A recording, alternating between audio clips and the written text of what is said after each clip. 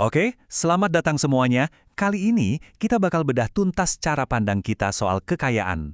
Ada satu gagasan yang, wah, kuat banget, yaitu jalan sejati menuju kemakmuran itu ternyata dibangun dalam sunyi, dalam hening. Penasaran? Yuk kita mulai. Nah, ini dia ide utamanya, dan ini emang agak provokatif ya. Artinya apa? Setiap kali Anda ngomongin rencana besar Anda, keraguan orang lain itu bisa jadi semacam penghalang aktif bagi kemajuan Anda. Jadi kunci pertamanya, diam. Pertanyaan jadi gini kan, kenapa sih kekayaan itu harus dibangun diam-diam? Kenapa kerahasiaan ini jadi penting banget? Nah, disinilah kita akan kupas tuntas mekanismenya, dan gimana caranya Anda bisa pakai kekuatan ini. Oke, kita mulai dengan aturan dasarnya. Melindungi rencana Anda dari ketidakpercayaan orang lain. Ini bukan soal jadi orang yang misterius, sama sekali bukan.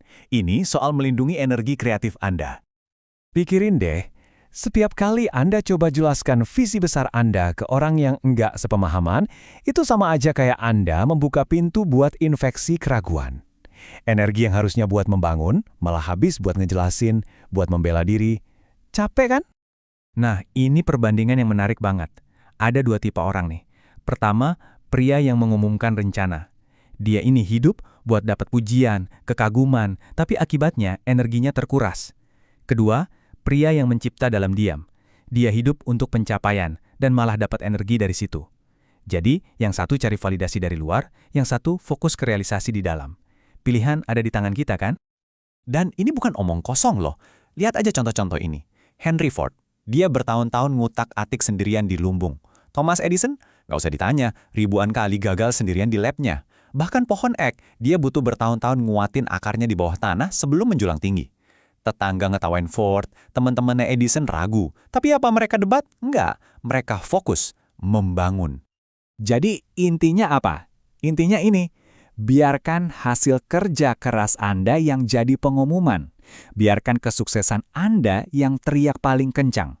Karena kalau sudah hasil yang bicara, nggak ada yang bisa bantah lagi. Oke, sekarang kita pindah ke bagian selanjutnya. Kalau tadi kita bicara soal diam di dunia luar, sekarang kita bahas mekanisme yang bekerja dalam keheningan di dalam diri kita, yaitu gimana caranya kita mencipta saat kita tidur. Karena saat tubuh kita istirahat, pikiran kita justru lagi kerja keras-kerasnya. Jadi, apa sih pikiran bawah sadar itu? Anggap aja ini kayak bengkel tak terlihat, jembatan kita menuju kecerdasan tak terbatas. Sifatnya unik. Dia nggak pernah debat, nggak pernah membantah. Dia cuma nurut sama instruksi yang kita kasih. Jadi ini bukan hal mistis ya.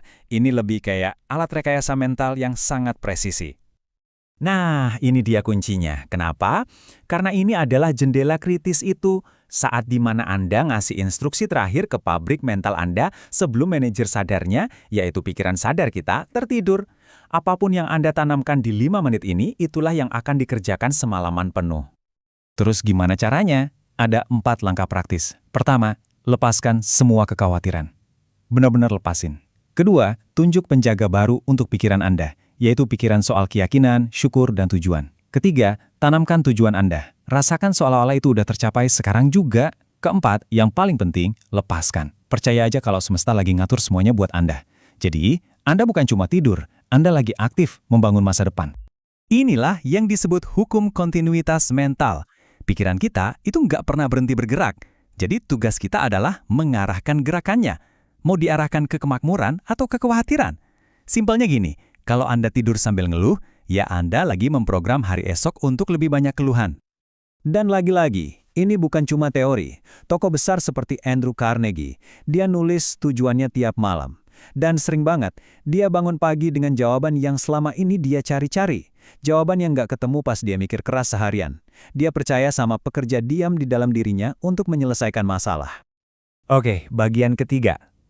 Kalau pikiran bawah sadar itu mesinnya, kita butuh bahan bakar kan? Nah, bahan bakarnya adalah ini, benih kepastian. Dan ini penting ya. Yang kita bicarakan bukan sekedar harapan atau positive thinking. Ini soal kepastian yang tenang, keyakinan yang mutlak. Coba lihat perbedaan cara berpikir ini. Orang dengan mindset miskin berpikir, nanti deh saya percaya kalau udah lihat hasilnya.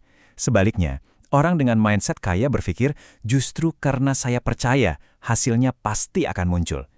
Cuma satu pembalikan ini aja, tapi ini pemisah total antara kelangkaan dan kelimpahan. Yang satu nunggu bukti, yang satu menciptakan bukti. Beda banget kan? Jadi, apa itu keyakinan dalam konteks ini? Ini bukan harapan, bukan juga cuma mikir positif. Keyakinan itu adalah perintah kreatif yang tenang. Sebuah kepastian bahwa sesuatu yang belum terlihat itu sebetulnya sudah jadi fakta.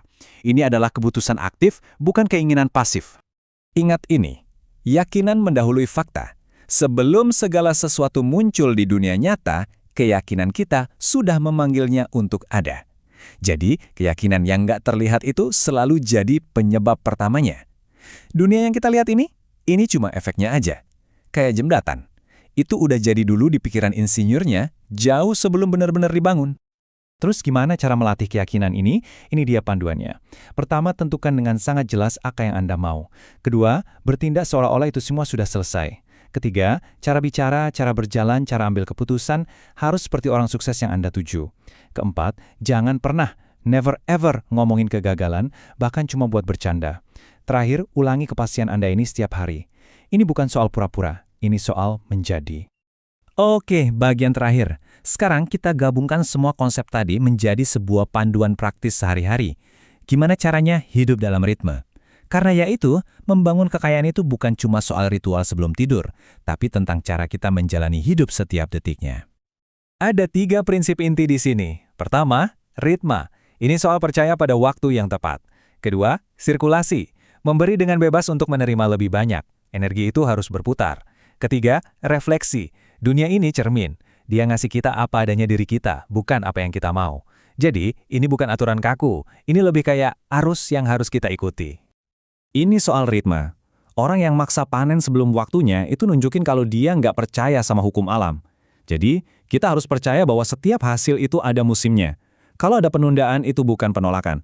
Anggap aja itu persiapan. Lalu soal sirkulasi. Kepalan tangan yang terkepal tidak bisa menerima. Logis kan? Orang yang menahan energinya, yang pelit, dia sebetulnya lagi menutup saluran rezekinya sendiri. Kemakmuran itu energi yang harus mengalir melalui kita. Untuk menerima, kita harus memberi dulu. Dan yang terakhir, hukum refleksi. Jika Anda ingin mengubah cara dunia memperlakukan Anda, ubah dulu cara Anda memperlakukan diri sendiri. Dunia luar kita itu pada akhirnya akan nurut sama keyakinan di dalam diri kita. Orang lain, keadaan, itu nggak merespon apa yang kita inginkan. Mereka merespon keyakinan kita tentang siapa diri kita. Jadi, sebagai penutup, saya mau tinggalkan Anda dengan pertanyaan ini. Coba deh, lihat sekeliling hidup Anda sekarang. Keuangan, hubungan, peluang, semua itu adalah cerminan sempurna dari keyakinan yang Anda pegang di dalam hati, dalam keheningan. Kalau Anda nggak suka dengan apa yang Anda lihat di cermin, jangan pecahkan cerminnya. Ubah gambar yang ada di dalam diri Anda.